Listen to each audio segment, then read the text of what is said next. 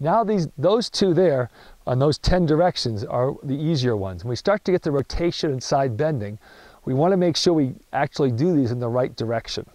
And when I do rotation now, this is the third movement that my core can do and my trunk, is I'm looking now to rotate in the direction of my bent knee.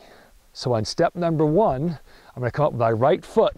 I'm going to rotate to the direction of my bent knee. Number 2, left foot, I rotate to the left. This is now working our core properly and keeping us learning about balance. On step 3 and 4, this is where it gets a little confusing for people. I step back with my right foot, but I turn to my left because my left knee is bent, so I'm rotating to the left. And number 4, step back, rotate to my right knee. 5, leg is straight, rotate to the right knee. 6, rotate to the left knee. 7, rotate to the right knee. 8, rotate to the left knee. 9, rotate to the right. 10, rotate to the left and back up. Same directions on side bending. The last direction my arms can do are up and down. The hand that is lower goes to the direction of the bent knee. Number 1. Number 2. 3, hands down, left knee bent. 4, reverse lunge, right knee, right hand down, could come over to the side. 5, 6, 7, right hand, right knee is bent. 8, left knee bent, left hand down. 9 and 10. So now we have a squat and a lunge. I did 10 squats and 40 lunges to warm up my body. The third exercise is a reach. I call it a balance reach. It's important for us to learn some balance and to learn how this one leg we can actually really get our joints, our hip, our knee, and also our ankles warmed up before our event. On a balance reach, and I wish I would have learned this as a kid, how to pick something up off the ground the proper way to keep your back safe and in neutral. I showed you a squat. Those are for heavy items where you need to use 2 legs to lift something heavy off the ground with your back in neutral.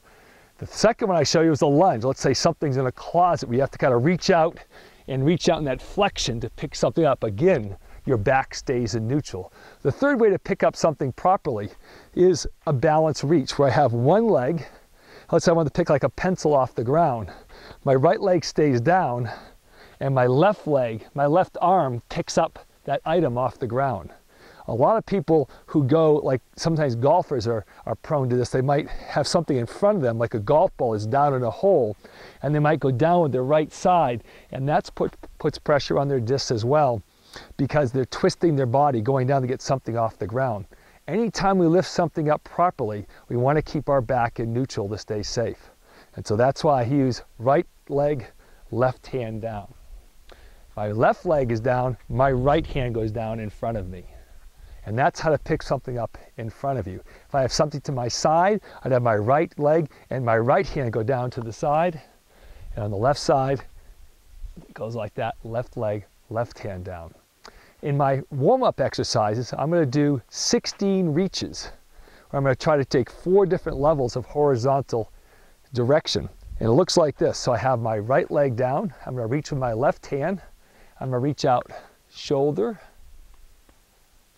waist, knee, and then touch the ground. This leg is really working, that one leg, as it bends. Left leg down, right hand, 1, waist, knee, and ground. And then I go off to the side. Shoulder, waist, knee, and then ground. Shoulder, waist, knee, and then ground. And that are balance reaches. Now we bring this into a balance reach matrix in a more advanced part of our warm-up. But for beginners, we want to learn how that feels on our body. I remember the first time I ever did a balance reach, I had a lot of trouble even picking up tennis balls the next day or something off the ground because I had never used those muscles, and I thought I was in great shape, but I really haven't used that muscles all that frequently. The fourth one, and last one I'm going to show you in our basic warm-up video, is a punching matrix. And the matrix, I talk about those 10 directions on the ground. Now those 10 directions are on the ceiling or on the sky out here in this beautiful blue sky. And when punchers punch, they punch forward. But what we're trying to do is that sometimes when we have weights in our hands, we're going to show you in some of our strength workouts, is that can put pressure on your rotator cuff. You want to make sure you punch up to the sky. So imagine those 10 steps that we had on the ground are now going to be above my head. And this mobilizes and gets your shoulders ready to go before your event.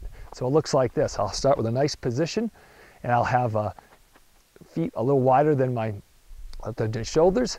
I come up, and I start at my shoulders, and I just go 1 in front, 2 in front, 3 behind, 4 behind, just like the lunge matrix, 5 to the side, 6 to the side, 7 to the corner, 8, let your body rotate, 9 back, 10 back. And then we do stuff in our strength. You can start your waist on the next one, where you go 1, 2, 3, 4, 5, 6, 7 with a little turn, 8 turn, 9, 10. And then you can put a little mini squat here at the end, and so you have 30 punches to warm up your shoulders. I might start with my hands down by my knees, and I go 1, 2 to get our body mobilized and ready to go. 5, 6, 7, 8, 9, 10. So if you learn how to properly squat, lunge, reach, and punch, that will give you a short little warm-up before any event, whether you're 5 years old or 95 years old. Enjoy that good little warm-up.